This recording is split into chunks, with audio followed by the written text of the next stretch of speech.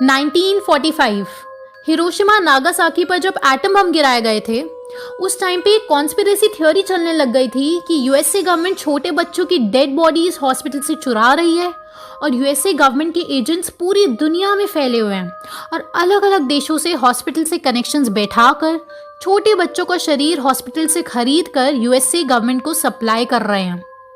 और उन पर ये एक्सपेरिमेंट करा जा रहा है कि इंसान का शरीर न्यूक्लियर बॉम्ब से निकलने वाली रेडिएशन से किस तरह प्रभावित होता है और क्या क्या बदलाव आते हैं। सुनने में कितना काल्पनिक लग रहा है, लेकिन दोस्तों ये प्रोजेक्ट सनशाइन और ये बातें 100% सच थी और आज पूरी दुनिया इस बात को जानती है। हजारों छोटे बच्चों का हॉस्पिटल से शरीर चुराया गया बिना उनके माता पिता की जानकारी के और उनके बॉडी पार्ट्स को काट काट कर सप्लाई किया गया यूएसए में, ताकि वो दरिंदे अपना एक्सपेरिमेंट कर सके रेडियो एक्टिविटी का। और दोस्तों ये हजारों का आंकड़ा भी कहा जाता है, बिल्कुल भी सच नहीं है, ये संख्या लाखों में भी हो सकती है। और ये भी कहा गया था कि सिर्फ मरे हुए बच्चे ही नहीं गायब हो रहे हैं, बल्कि जिंदा बच्चे भी अस्पताल से एक एक करके रोज गायब होते जा रहे हैं। इसमें एक बहुत ही फेमस किस्सा सामने आया था जब एक ब्रिटिश महिला ने ये खुलेआम बयान दिया कि उसके बच्चा जो कि मरा हुआ पैदा हुआ था, उसकी टांगें डॉक्टर्स ने काट कर यूएसए गवर्नमेंट को सप्लाई कर दी थी। और उस महिला को ये बात ना पता चल पाए, इसलिए उस महिला को अपने बच्चे को ना दिखाया गया और ना ही फ्यूनरल के लिए उस महिला को अपने बच्चे को कपड़े पहनाने की इजाज़त दी गई। कितना दर्दनाक होगा उस माता पिता के लिए जिनका बच्चा मृत पैदा हुआ और उसके बाद उसका शरीर भी गायब हो गया। ये आप खुद सोच सकते हैं। और सही कारण भी नहीं पता कि क्या वाकई में वो बच्चा मरा हुआ पैदा हुआ था या डॉक्टर्स ने उसे मारा। कुछ सालों बाद जब ये प्रोजेक्ट सनशाइन जग जाहिर हुआ, तब उन हजारों फैमिलीज के पैरों तले जमीन खिसक गई जब उन्हें पता चला कि उनके बच्चे का शरीर बच्चे की मौत के बाद आखिर कहाँ गायब हो गया था। उस वक्त जो भी इंसान ये बात कर रहा था, तो मीडिया और आम जनता उस इंसान की बात पर बिल्कुल विश्वास नहीं करती थी और ये कहकर नकार देती थी कि भाई कॉन्स्पिरेसी थ्योरीज पर विश्वास करना बंद कर, बी प्रैक्टिकल। ऐसे थोड़ी हो सकता है कि दुनिया के सारे हॉस्पिटल्स मिले हुए हैं और अभी तक ये बातें सामने नहीं आ रही हैं। और क्या सरकार सबको पैसा खिलाती रहेगी मुंह बंद रखने के लिए? ये प्रोजेक्ट सनशाइन के बारे में जानकर आपको क्लियर कट समझ आ गया होगा कि हम क्या बताना चाह रहे हैं और आपको भी ये माहौल फेमिलियर सा लग रहा होगा।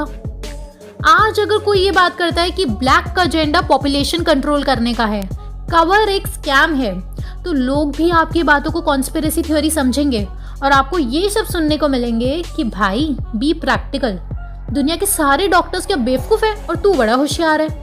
लेकिन आप उन मिट्टी के शेरों को कहना कि भाई थोड़ा इतिहास पढ़ें और अपनी बुद्धि थोड़ी विकसित करें, क्योंकि दोस्तों हो सकता है कि वो कभी बचपन में सीढ़ियों से गिरे हो और उनका इलाज पूरा ना हो पाया हो। दोस्तों ऐसी अनेकों थ्योरीज हैं जिन्हें लोग पहले कॉन्स्पिरेसी कह देते थे और बाद में वो सच निकलती थी। ऐसी ही एक और थ्योरी है माइंड कंट्रोल अल्ट्रा प्रोजेक्ट, जो हम अपनी नेक्स्ट वीडियो में एक्सप्लेन करेंगे।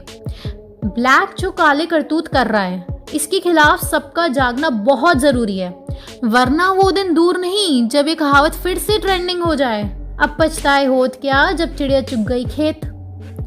दोस्तों हम ब्लैक के काले मंसूबों को पूरा नहीं होने देंगे, इसलिए आप ये पिटीशन आई सपोर्ट आयुर्वेदा ज़रूर साइन करें।